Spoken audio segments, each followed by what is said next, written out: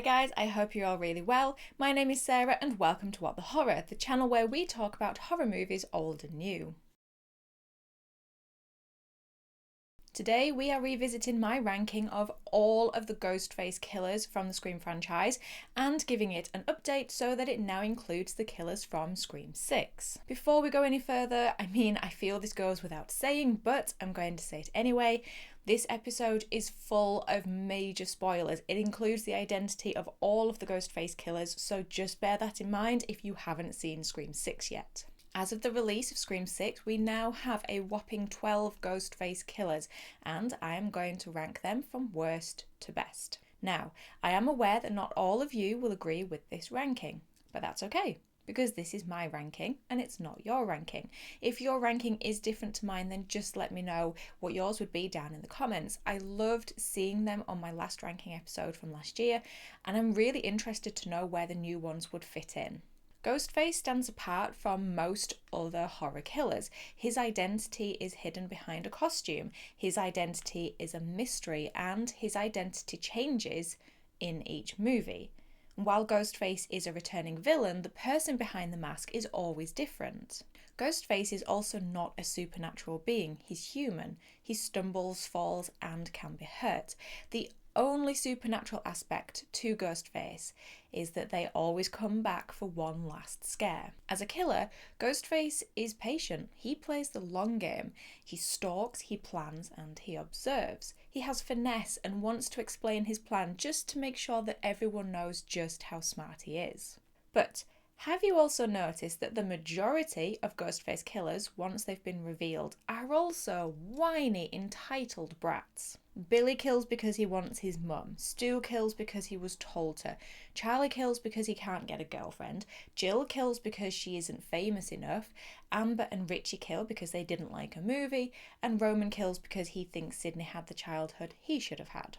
But don't mistake me, I love Ghostface. He's my favourite horror villain, but which of the 12 Ghostfaces is my absolute favourite? So, starting at the bottom in 12th place, it's Ethan Landry, or Ethan Bailey. This was an easy one for me, and to be honest, I don't have a huge amount to say about him. When the finale was in full swing and we got the big reveal, I cannot tell you the absolute disappointment I felt when this guy was unmasked. This is a character that I had completely forgotten was even a character. As soon as this guy wasn't on the screen, I forgot he existed. And that should tell you everything. I forgot Ethan the character existed, and I have no idea what he's like as a Ghostface because there is no way of knowing which bits he does. One thing is for sure, he certainly isn't the brains behind the operation. He, like his sister, are just lackeys for their dad wanting revenge for the death of their brother. And for some reason, while the family member revenge motive may work effectively for some, it just feels meh here. I will say though that I liked this new aggressive Ghostface. He was more mean, more intimidating, and much more violent. I definitely enjoyed this change in pace. In 11th place, it's Ethan's sister, Quinn Bailey. Quinn is only slightly higher on this ranking because I actually remembered she existed in the movie. I said it in my review of Scream 6, and I'll say it again here. Once Ethan was revealed as one of the Ghostfaces, it became instantly obvious who the other one was. I feel like Quinn's character probably had the same level of depth and exploration as Liv in Scream 5 had. And aside from being Tara and Sam's roommate, Quinn doesn't have much else to her other than sleeping around a lot. There is some throwaway line from her about being sex positive, but she mostly just feels like a filler character. And as for her as a Ghostface, it's the same problem as with her brother Ethan. I have no idea which bit she did, and again, she's not the brains behind it. Coming in at 10th place is the previous two's big brother, Richie Kirsch. I've seen Scream 5 about 3 or 4 times now, and before watching Scream 6, Richie was my least favourite Ghostface, even more so than Charlie, and I never saw that coming. Richie is higher on this list than his siblings because at least he is a far more fleshed out character for a good duration of the movie. He's our final girl's love interest, for goodness sake. I loved how in Scream 5 though they had Dewey absolutely nail it in his predictions of the killer's identity. He called out Richie, but also one of the members of Tara's close-knit friend group. That's why he's the best. But to be honest, I had also figured out it was Richie pretty early on too, which meant there was no shock value in his big reveal. There were just loads of little details that gave him away, such as looking completely starstruck when he met Dewey, and that's odd for a guy who'd never seen Stab before now. Richie's motives for the killing is that he's unhappy with the latest Stab movie, Stab 8. He feels that the movie makers don't care about the fans and that they're just laughing at them. So his plan is to murder people in order to give the movie makers brand new source material. What is interesting about the Richie character though is how even though he's the killer, he's not really portrayed as a genuinely scary threat like Billy and Stu, but more of a whiny loser. He goes on about the movie makers making bad movies, yet when he's creating his own material, he's just copying the original. Even Sidney calls his work out as derivative. Generally, I think most of the Ghostface killers are likeable in one way or another, either as their character or as the killer. And for me, this was the first time that I just didn't like either. I think Richie is boring as Richie and as Ghostface. Coming in at number 9 is Charlie Walker. For the longest time, Charlie was my least favourite Ghostface killer, but he has finally bumped his way up the list. The problem with Charlie is that after many rewatches, I still just don't get him. I don't understand his motive. Is it as simple as a pretty girl paid him attention? He'd liked Kirby for 4 years, and yet when he gets a whiff of attention from Jill, he's willing to go butcher a bunch of people just at her say-so. Yet again, Ghostface killers are recreating the events of the first film in some way or another. And poor Charlie believes he's this film's Randy. He's the film buff who never gets the girl, but Charlie is the muscle and not the brains of the operation. He's missed the fact that Jill is setting him up to be this film's Stu Macker. And to be honest, there are some similarities between them. They're both the lackeys manipulated by their much smarter partner in crime.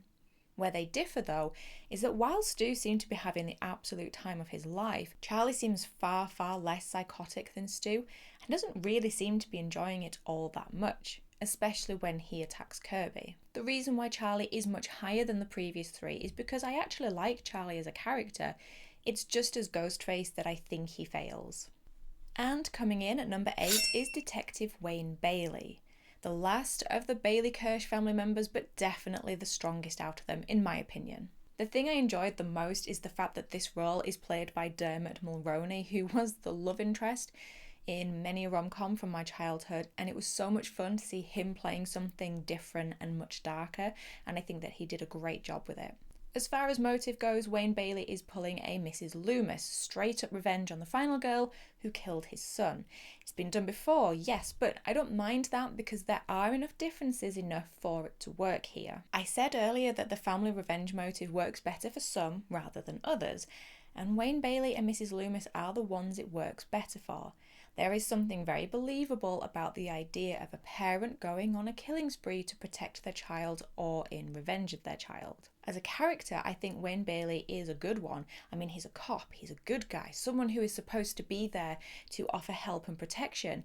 And that being twisted on its head again, like the parent aspect, is a scary idea. The fact that he's a cop means he can tamper with evidence, he can plant evidence and gather whatever information he wants on you. Just like Mrs. Loomis, he's also a very deluded person, completely blind to what his son was, and probably not a great parent, adding fuel to the fire by indulging Richie in his obsession. In 7th place is Richie's partner in crime, Amber Freeman. Last year when I ranked Ghostface, I was not a huge fan of Amber.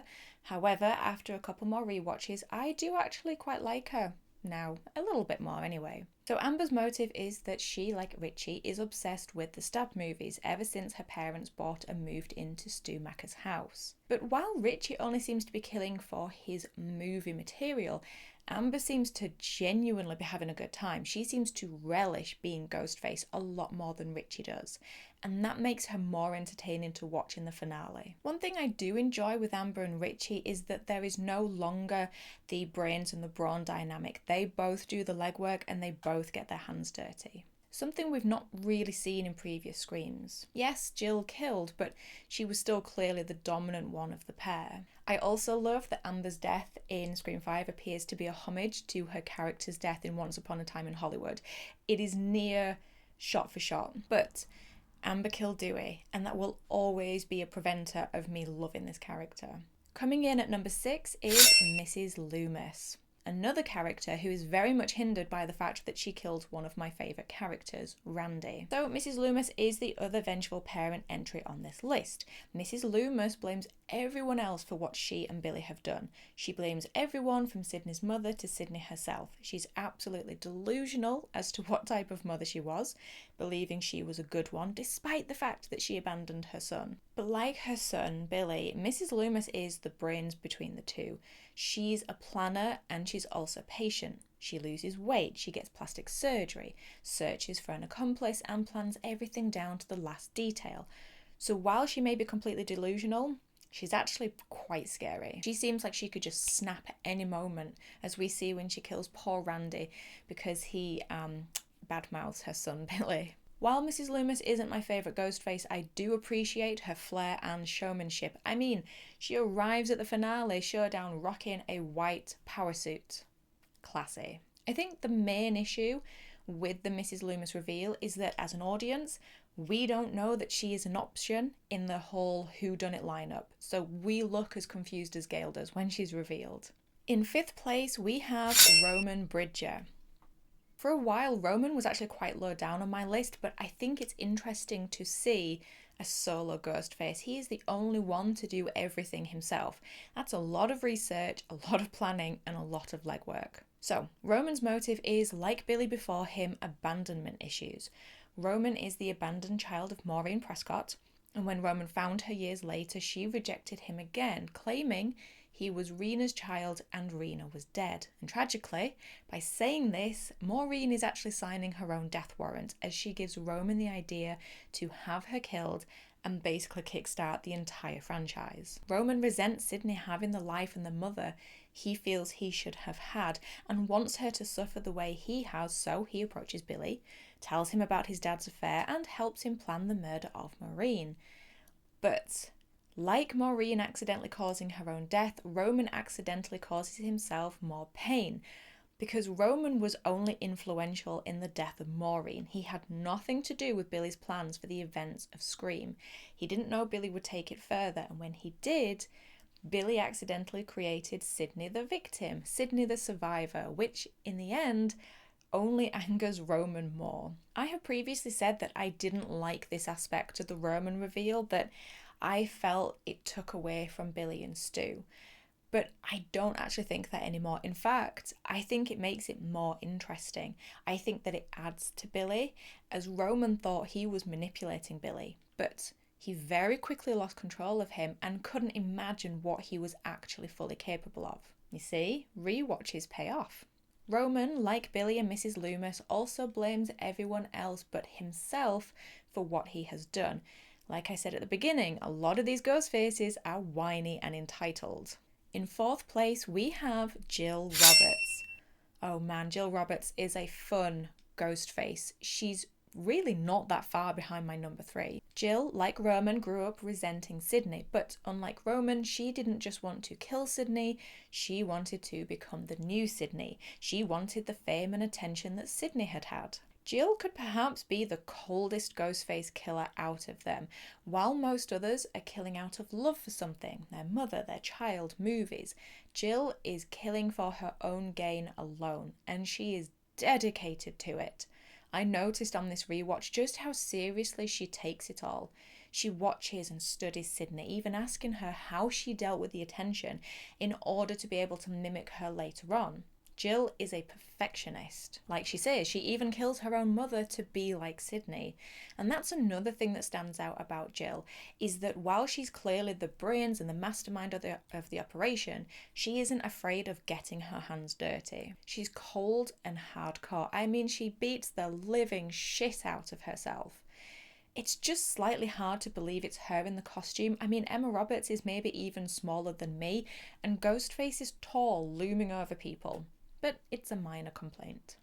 In 3rd place, we have Mickey Altieri. Like I said, Jill and Mickey are pretty close in this ranking, but Mickey takes it because of his reveal/motive scene. Man, Mickey has showmanship. He absolutely chews the scenery and is so much fun to watch unravel. Mickey's motive is slightly different to every other killer because he wants to get caught. He wants it to go to court and to be able to argue the effects of cinema violence on society. His plan is to work the system and claim he's an innocent victim while fully being aware of just how psychotic he is. What's also interesting about Mickey is that while it's a similar dynamic of partners, the brains and the brawn, Mickey wasn't manipulated into killing like Billy by Roman, Stu by Billy, and Charlie by Jill.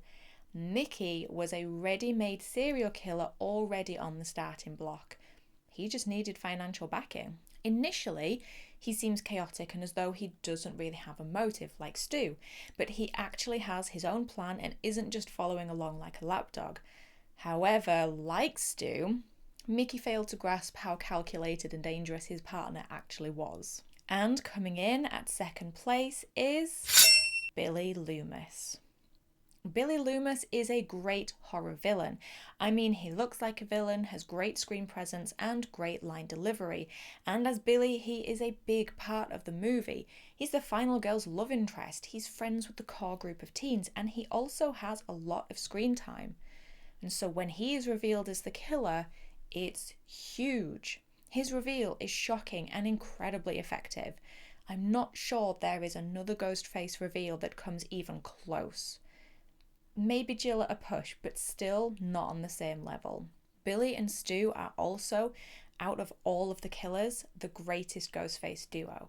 While Billy is the more dominant of the two, they are first and foremost friends, and this adds to the chemistry between them. They bounce off of each other so well, making each other's characters stronger because of it. They have numerous incredible scenes together. The fountain scene where they're talking about how you can gut people, the video store where they confront Randy, and of course, the kitchen scene where they reveal their motives and plans. Billy is also one of the most intimidating ghost faces. He's cold and calculated like Jill. While other killers like Roman, Charlie, Mrs. Loomis are distanced from their victims, they can move around them from afar, whereas Billy is killing people who he goes to school with, who he's friends with. He even wants to kill his girlfriend, having already killed her mother, of course.